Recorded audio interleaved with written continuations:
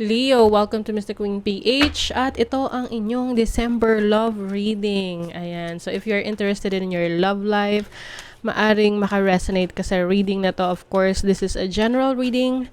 Just take what resonates. Watch your Sun, Moon, Rising, Venus for other messages. And thank you sa lahat ng mga sumusuporta dito sa ating channel. Just a reminder, gamitin nyo lamang ang reading na ito bilang gabay. And pa-follow, like na rin ang ating Facebook at TikTok. Lahat po yan, Mystic Queen PH. And please check out my Shopee. Available ang mga protection and prosperity items, bracelets, zodiac sign bracelets, and many more. Link on the description. So ito yung inyong Leo bracelet. Ayan. So you can check it out sa aking Shopee. So let us see, Leo. Anong parating sa inyo? Anong energies na inyong love life? Ng inyong relationships ngayong December 2023.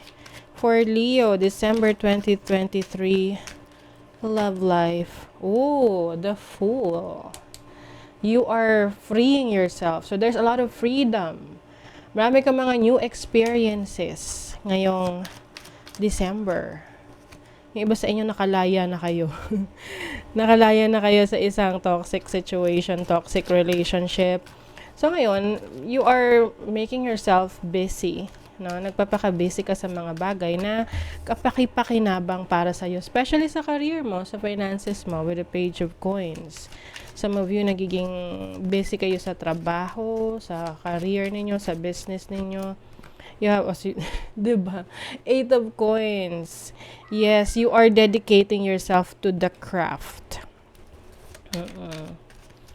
So, maaring nanggaling kayo sa isang sitwasyon na iniwan nyo na yon. You walked away from that situation, that relationship, para mas may freedom ka to do the things that you want to do. Wow!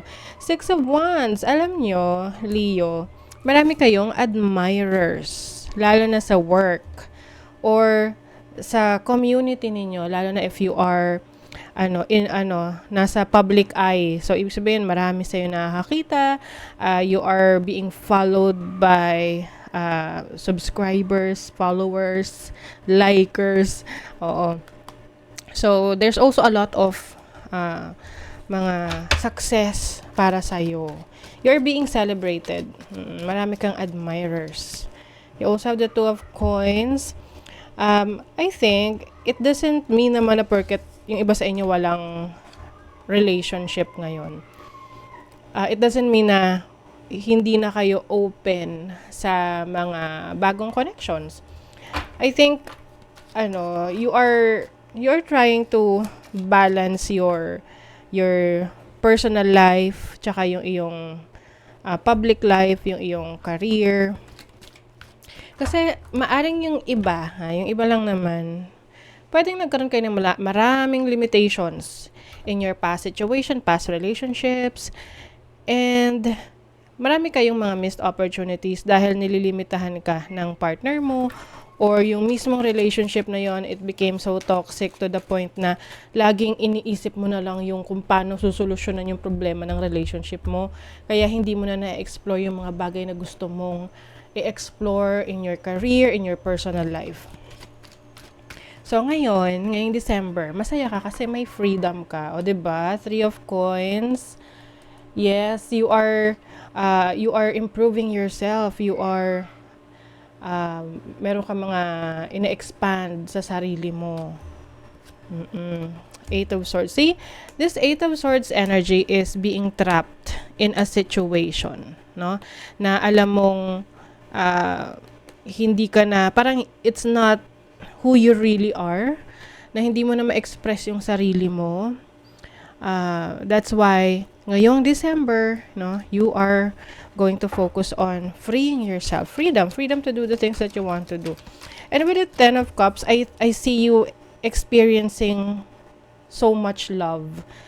Whether you are in a relationship or not, as long as alam mong masaya ka sa relationships mo, may fulfillment dito eh. It's going to be fulfilling for you. Yes, look at that. You have the Chariot. this is moving forward. This is movement. You know the direction. Alam mo yung direction na gusto mong tahakin, no? Wala makakapigil sa'yo na ma-experience yung new direction sa buhay mo. I also see you na trying new things. Meron kang mga pwedeng may mga sinusubukan kang bagong projects or bagong libangan to keep yourself busy. Marami ring travel opportunities for you with your loved ones. King of Swords. Yes, mind over matter. So, mas ka ngayon, mas matalino pagdating sa decision making mo in terms of relationships. Hindi ka na basta-basta nagpapauto or hindi ka na basta-basta maniniwala sa mga pinapangako sa'yo or sinasabi sa'yo ng iba na karelasyon mo. Whether this is romantic friendship or sa family. Kumbaga, you analyze things clearly now. Yes, mas may clarity ka ngayon sa iyong life. So, tinanpan natin. Alam nyo, halos lahat ng mga signs, no, readings, it's more on embracing yourself. Freedom, yung iba endings, ganyan. Kasi nga, papunta na tayo sa Pluto in Aquarius, no? Ngayong January. So, yung mga bagay na no longer serving your highest good, it is being released. Okay? Communication. I feel like maraming nagme-message sa'yo ngayon. Mga nagsaslide ng DMs, kinukumusta ka, or interesado sa'yo, no? Like what I mentioned kanina, you are getting a lot of attention right now. May obstacles. I think ito yung obstacle na, na malalagpasan mo ngayong December. But, some of you, maaring merong person sa buhay nyo. This can be a dark male. Pwedeng, yung hair niya, dark hair, or tawag doon? Moreno. Oo, ganun. This can be the person from your past, or pwedeng ito yung person na may interest sa'yo ngayon. I don't know, yung iba sa inyo, you just want to have fun, enjoy the connection, the relationship. Siguro meron ka nang ini-entertain ngayon na person sa buhay mo. But I think you are taking it slowly.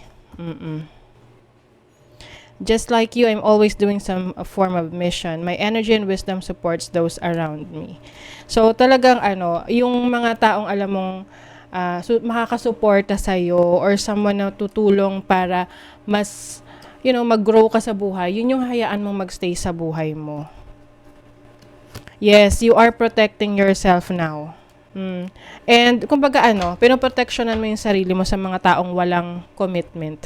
Yung mga, ibig sabihin, parang alam mo na hindi sila willing na magbigay ng commitment or ng stability sa inyong connection. So, you're letting them go. Or you are protecting yourself from these people. Okay? So, that is your reading, Leo. Kung nagustuhan nyo ito, naka-resonate kayo, mag-comment kayo dyan. Like, share, subscribe para lagi kayong updated sa ating mga readings. Thank you so much, Leo. See you again.